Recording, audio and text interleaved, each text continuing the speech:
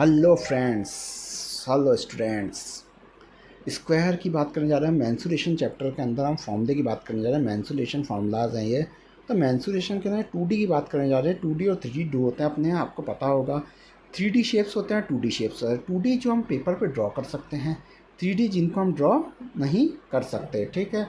तो 3D मतलब आपका ज्योमेट्री बॉक्स हुआ, जैसे आपके घर के यहाँ सिलेंडर हुआ, कोई बॉक्स हुआ, वो सब 3D चीज़ें होती हैं। ये हम 2D के बारे में बात कर रहे हैं। देखो स्क्वायर एक 2D डायग्राम है। 2D डायग्राम के अंदर चार तो अपने पास फोर तो साइड्स होती है, फोर कितनी होती है साइड्स, फोर साइड्स होती हैं।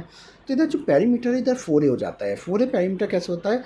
पेरीमीटर का मतलब होता है इन चारों जो लाइंस दे रखी है इनका सम। मतलब ये जितनी 5 सेंटीमीटर है चाहे 6 सेंटीमीटर है, तो इन सब का टोटल जो है वो अपना कहलाता है पेरीमीटर। तो पेरीमीटर में क्या करते हैं, सब टोटल करते हैं। तो पेरीमीटर में टोटल हुआ तो 4 × A हो गया, मतलब 4 साइडें इसकी। तो 4 × A हो गया, मतलब 4 × साइड। 4 × साइड इसका फॉर्मूला हो गया। एरिया क्या हो गया? A square.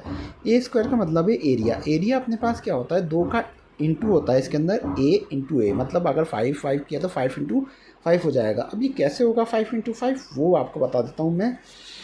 ये देखो एरिया की जो ऐसा यूनिट होती है ना, वो होती है मीटर स्क्वायर, सेंटीमीटर स्क्वायर, ऐसे स्क्वायर में आती है यूनिट। तो ये देखो A स्क्वायर मतलब सेंटीमीटर इंटू सेंटीमीटर है। मीटर में अभी अगर ए दे रखी है 5 सेंटीमीटर, 5 मीटर भी दे रखी है, तो 5 मीटर इंटू 5 मीटर हो जाएगा। तो 5×5 = 25 मीटर स्क्वायर हो जाएगा। क्या हो जाएगा?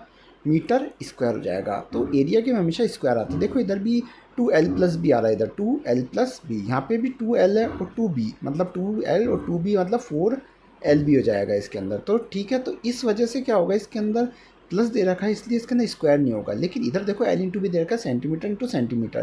क्या हो जाएगा? सेंटीमीटर स्क्वायर हो जाएगा।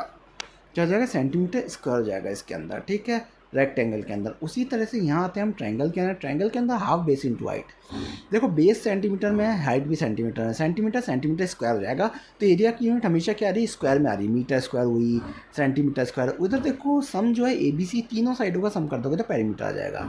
ये पैरेललोग्राम है। पैरेललोग्राम में 2A+2B, मतलब आप ये देखो B और B दोनों सेम है। नीचे वाली B और ऊपर वाली B क्या है? दोनों सेम है। और इधर जो A आएगा वो लिखा हुआ नहीं है इसके अंदर, तो इधर साइड में जो H के इधर है A आएगा, इस जगह क्या आएगा? A आएगा अपना। तो A और A, तो 2 बार A हो जाएगा। अगर आप इन साइडों को तीनों का सम करते हो तो पेरीमीटर निकल के आ जाता है।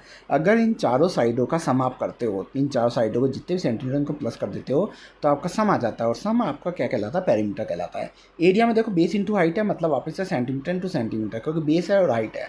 ऐसी ट्रेपेजियम के अंदर क्या हो जाएगा? हाफ AB, A अलग है B अलग है, दोनों की क्या है? लेंथ अलग है। इस वजह से AB और हाइट आ गए अपने पास, मल्टीप्लाई में है। तो आपने देखा एरिया में ज़्यादातर चीज़ें मल्टीप्लाई में है और आपने पेरीमीटर में देखा प्लस में है। तो इस तरह से आप जल्दी फॉर्मूले याद कर सकते। जैसे आपकी सर्किल की बात करें, सर्किल